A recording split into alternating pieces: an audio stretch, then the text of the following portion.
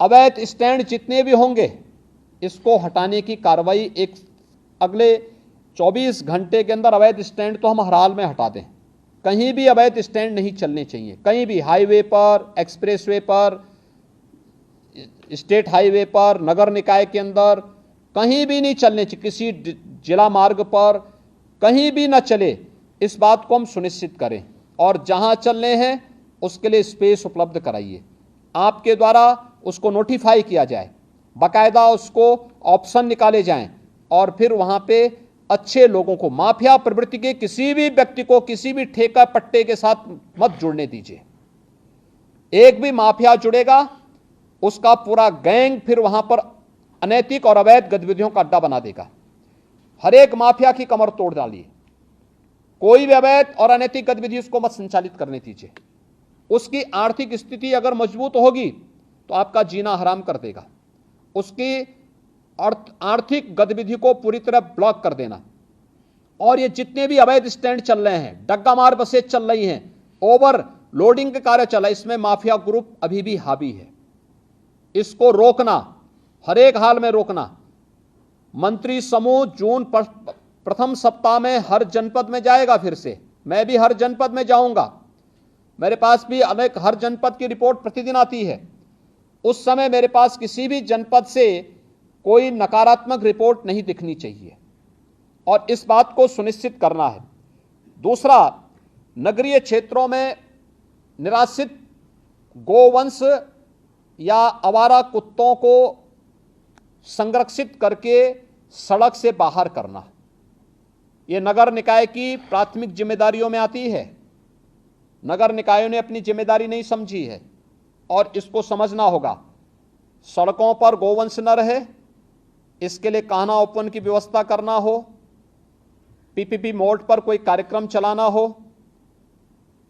जितने भी आवारा कुत्ते हैं सड़कों पर घूमते हैं अन्य, उसके बारे में व्यवस्था देना। हम ये भी सुनिश्चित करें कि तमाम लोग घर में भी अपना पालतू कुत्ता रखते हैं, हम सुनिश्चित करें कि वे साफ सफाई की व्यवस्था करके रखें और उन्हें सड़कों पर टहलाने के लिए ले जाकर के सड़कों पर गंदगी न पैदा करवाएं और आवश्यकता पड़ती तो उनका रजिस्ट्रेशन सुनिश्चित कराएं।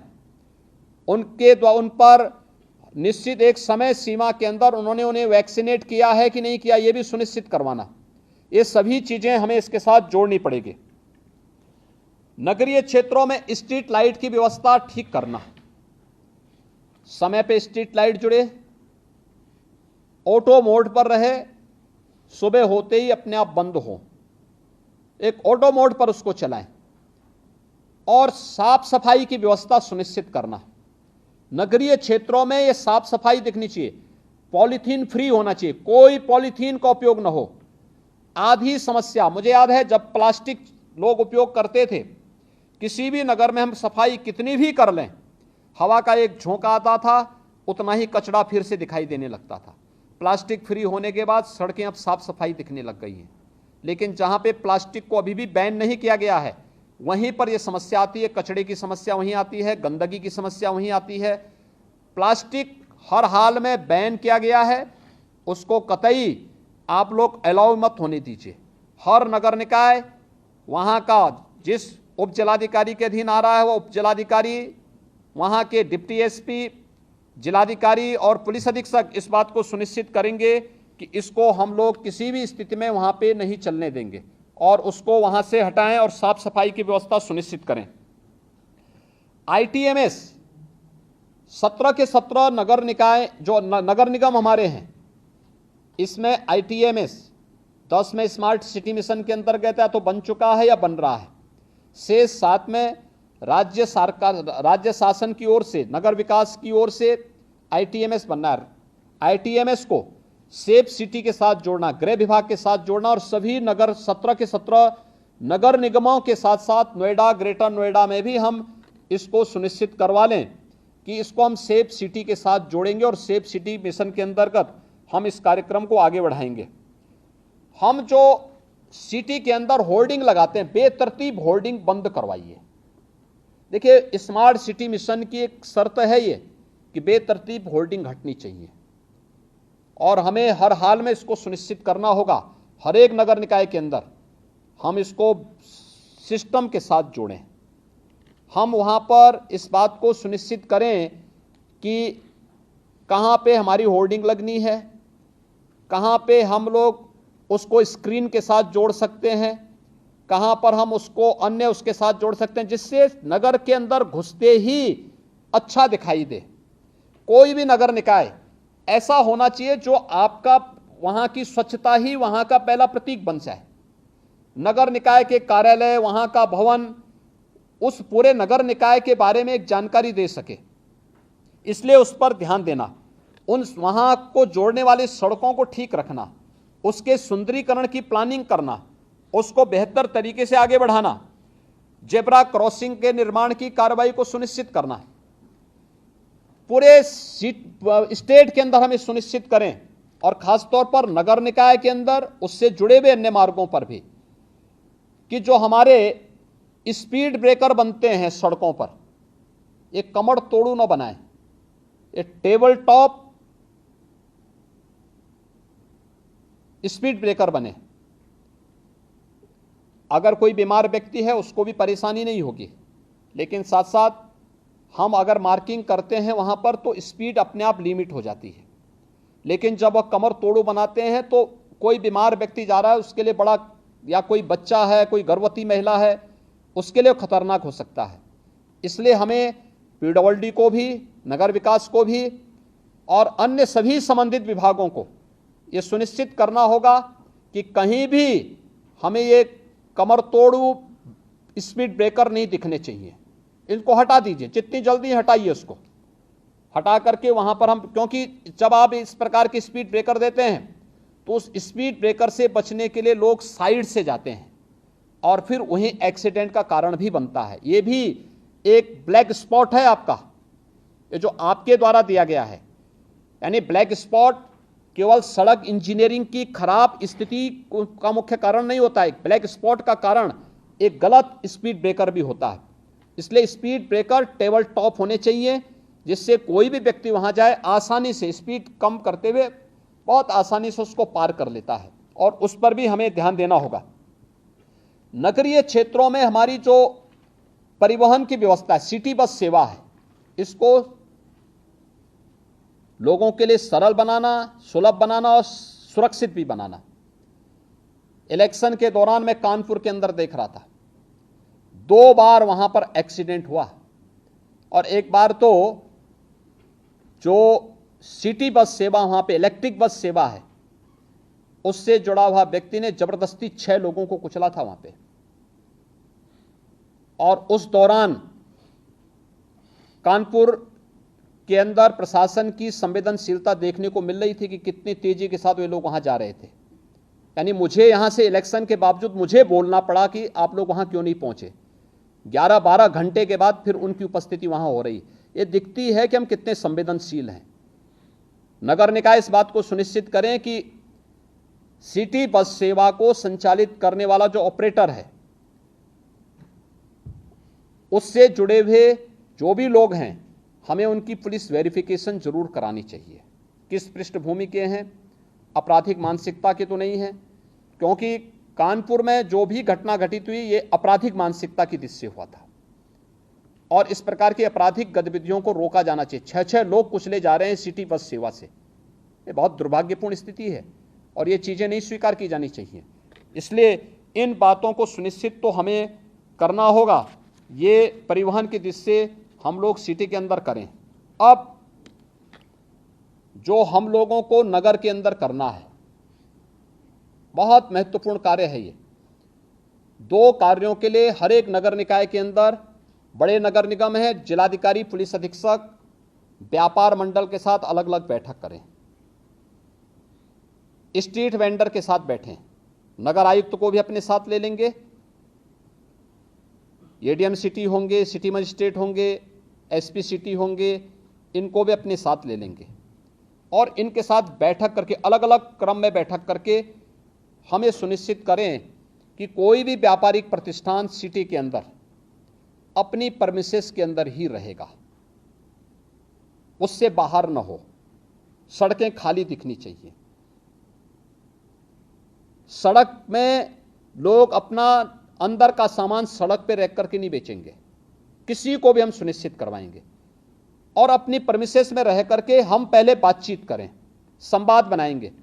इस संवाद के दौरान हमें इस बात के लिए भी उनको तैयार करना होगा। दो चीजें हो सकती हैं, हर एक क्षेत्र में अलग अलग व्यापार मंडल होते हैं, उनको भी विश्वास में लीजिए, उनके साथ बैठना, संवाद बनाना और उनसे दो अनुरोध करना। एक, सुरक्षा के बारे में, रात्रि के लिए अगर गार्ड वे लोग भी रख सकें, वे 500-600 दुकानें हैं, अगर वे लोग महीने में 100-100 रुपया भी जमा करेंगे तो 500 रुपये में एक बड़ी राशि खड़ी हो सकती है। 2 गार्ड वे लोग रात्रि के लिए खड़ी कर सकते हैं और उनको पुलिस से वेरिफिकेशन अगर आप करा देंगे, पुलिस के साथ उनकी तालमेल होगी तो रात्रि के लिए। दूसरा, सीसीटीवी कैमरा, बड़े प्रतिष्ठान में सीसीटीवी कैमरा लगाना, हर बैंक में, हर वित्तीय संस्थान में, हर बड़े व्यावसायिक प्रतिष्ठान में सीसीटीवी कैमरे की आवश्यकता और इसको उनके साथ लगवाना। दूसरा, व्यापारिक गतिविधि अपने प्रेमिसेस के अंदर ही होगा, बाहर सड़क पे नहीं। सड़क में सामान फेंक करके, फैला करके लोग जो बेचते हैं, इसको हर हाल में अगले 1 सप्ताह के अंदर हमें इसे समेटना होगा और वे अपने प्रेमिसेस के अंदर करेंगे। पार्किंग की व्यवस्था सुनिश्चित करना, हर एक जगह सड़कों पर पार्किंग ना हो, 2 व्हीलर 4 व्हीलर या बसेज खड़ी करने की जो परंपरा है इसको रोकें। कॉमन मैन को चलने के लिए सड़क आप दीजिए। दूसरा, स्ट्रीट वेंडर के साथ संवाद बनाना। जितने स्ट्रीट वेंडर हैं प्रदेश के अंदर, हमने लगभग 8 लाख स्ट्रीट वेंडर ऐसे हैं जिस स्ट्रीट वेंडर को हम लोगों ने पीएम स्वनिधि की योजना के अंतर्गत जोड़ा है। मेरा मानना है प्रदेश के अंदर स्ट्रीट वेंडर की संख्या लगभग 15 लाख से के आसपास है। ये सभी स्ट्रीट वेंडर के साथ बैठना, अलग अलग मार्केट में अलग अलग स्ट्रीट वेंडर का ग्रुप काम करता है। कोई रेलवे स्टेशन के पास करता है, कुछ बस स्टैंड के पास काम करता है, कोई अन्य जगह काम करता है। इस स्ट्रीट वेंडर के साथ भी बैठने की व्यवस्था करना और स्ट्रीट वेंडर के साथ बैठक करके इनके व्यवस्थित पुनर्वास को सुनिश्चित करना। मैंने पहले भी कहा था, हर एक स्ट्रीट वेंडर का रजिस्ट्रेशन आप सुनिश्चित करवा दीजिए। हर एक स्ट्रीट वेंडर का अगर रजिस्ट्रेशन है तो उसका व्यवस्थित पुनर्वास भी करना। व्यवस्थित पुनर्वास, नगर निकाय की तमाम लैंड खाली पड़ी होंगी, वहां पर आप ले जाइए और वहां पर उन लोगों को सुनिश्चित करिए। सड़क के किनारे न हो, पटरी के किनारे न हो, नाली के किनारे कुछ भी नहीं होना चाहिए। मैं देख रहा हूं बहुत सारे नगर निकायों में बाहर से आने वाले तमाम लोगों ने डेरा जमा लिया है, उन्होंने झोपड़ी बना ली है नालियों के ऊपर और वहां पर अवैध रूप से वे लोग रह रहे हैं और उसमें से बहुत सारे लोग तो अवैध गतिविधियों में भी लिप्त हैं। खासतौर पर जो डकैती की घटनाएं होती हैं, याद करिए अभी हम लोगों ने लखनऊ में 2 वर्ष पहले जो रैकेट पकड़ा था वो रैकेट था बांग्लादेश का और वही लखनऊ में डकैती डाला था। लखनऊ के बाद फिर अलीगढ़ में डाला था, अलीगढ़ के बाद फिर उसका हाथरस में, फोन उसका हमारे सर्विलांस में आ गया था और फिर उसका एक व्यक्ति, उसके साथ का एक व्यक्ति बांग्लादेश वापस भी पहुंच गया था। यानी 3 जगह हत्या करके डकैती डालने के बाद उनमें से एक व्यक्ति बांग्लादेश पहुंच गया, एक व्यक्ति बाद में हमारे हत्थे भी चढ़ा था। यानी ये चीजें दिखती हैं कि हम लोग कैसे आंखें बंद करके चलते हैं। सड़क के किनारे कौन डाल रहा है झोपड़ी, कोई पता नहीं होता हम लोगों को। लोकल स्तर पर जवाबदेही सुनिश्चित करें, नगर निकाय अपना एक अधिकारी तैनात करें और पुलिस की जो लोकल पुलिस है, लोकल थाना, उसकी जवाबदेही सुनिश्चित करें। एक बार अतिक्रमण हट गया है, व्यवस्थित पुनर्वास हो गया, दोबारा अगर कोई झोपड़ी डाल रहा है, दोबारा कोई वहां पे अतिक्रमण कर रहा है, उसी समय उसके खिलाफ कार्रवाई सुनिश्चित करिए। जो व्यक्ति पुलिस का हो, नगर निकाय का हो, उस क्षेत्र में स्वच्छता के साथ जुड़ा होगा या उस क्षेत्र का इंस्पेक्टर होगा, कोई तो सुपरवाइजर होगा, कोई तो होगा। ऐसा तो है नहीं कि नगर निकाय इतना बड़ा उसके पास मैन पावर है और उसका कोई व्यक्ति सुपरविजन करने वाला नहीं है। यह हम सुनिश्चित करें कि कोई भी व्यक्ति फिर से वहां पर वो न करने पाए। ये अवैध गतिविधियों का केंद्र बिंदु नगर निकाय के किनारे, सड़क के किनारे झोपड़ी डाल करके दिन भर वहां पर लोग अपनी तमाम गतिविधियों को संचालित कर रहे हैं, ये कतई नहीं हो सकता। और संवाद बना करके, जो पहले से चले आ रहे स्ट्रीट वेंडर हैं, संवाद बनाइए और फिर उनको 2-3-4 स्थान दिखाइए। तमाम स्पेस हैं आपके पास, उन स्पेस में से किसी एक जगह व्यवस्थित पुनर्वास करिए। उनके लिए छोटे छोटे अगर आप लोग वहाँ पे दुकानें बना सकते हैं, कुछ अच्छे मॉडल खड़ा कर सकते हैं, उनको एक निश्चित किराए के साथ, महीने में आप 50 रुपये 100 रुपये, नगर निकाय की इनकम भी बढ़ेगी, सफाई कर्मी दे दीजिए और वे व्यवस्थित रूप से वहाँ बसेंगे। सब्जी मंडी है या कोई भी इस प्रकार की मंडी है, उसको भी व्यवस्थित रूप से करना, सफाई के साथ जोड़ना, एक सिस्टम के साथ जोड़ना, अपनी परमिसेस में ही उसकी अनुमति देना। कहीं ट्रांसपोर्ट नगर है, ट्रांसपोर्ट नगर जहां है वहीं से ट्रांसपोर्ट की गतिविधि हो। सिटी के अंदर कब आना है, कब उन्हें अपलोड करना है, कब डाउनलोड करना है, इन सभी चीजों को एक निश्चय उसके साथ आप बना करके तय करें और संवाद बना करके तय करें। व्यापार मंडल को विश्वास में लीजिए, चैम्बर ऑफ इंडस्ट्रीज को लीजिए, चैम्बर ऑफ ट्रेडर्स को विश्वास में लीजिए, स्ट्रीट वेंडर को व्यवस्थित पुनर्वास के लिए उनको विश्वास में लीजिए। और देखना चाहिए कि अगले 15 दिन के अंदर प्रदेश के अंदर कोई भी नगर निकाय के अंदर हम जाएं, कोई माननीय मंत्री जाएं, तो साफ सुथरा दिखना चाहिए, एक सिस्टम दिखना चाहिए, स्वतःस्फूर्त भाव के साथ गतिविधियां चलती हुई दिखाई देनी चाहिए। स्मार्ट सिटी के पीछे प्रधानमंत्री जी की जो मंशा है कि हमारी सिटी कैसे दिखनी चाहिए, उस प्रकार की मंशा को आप वहां पे पूरा कर सकते हैं। और इसको लागू करने के लिए आज मैंने ये वीडियो कॉन्फ्रेंसिंग में आप सबको बुलाया है और इसमें हर एक स्तर के अधिकारी की जवाबदेही सुनिश्चित होगी, इस बात को सुनिश्चित करेंगे। एक जो मामला मेरे पास आ रहा है जो बहुत गंभीर मामला है, इसको आप सुनिश्चित करेंगे।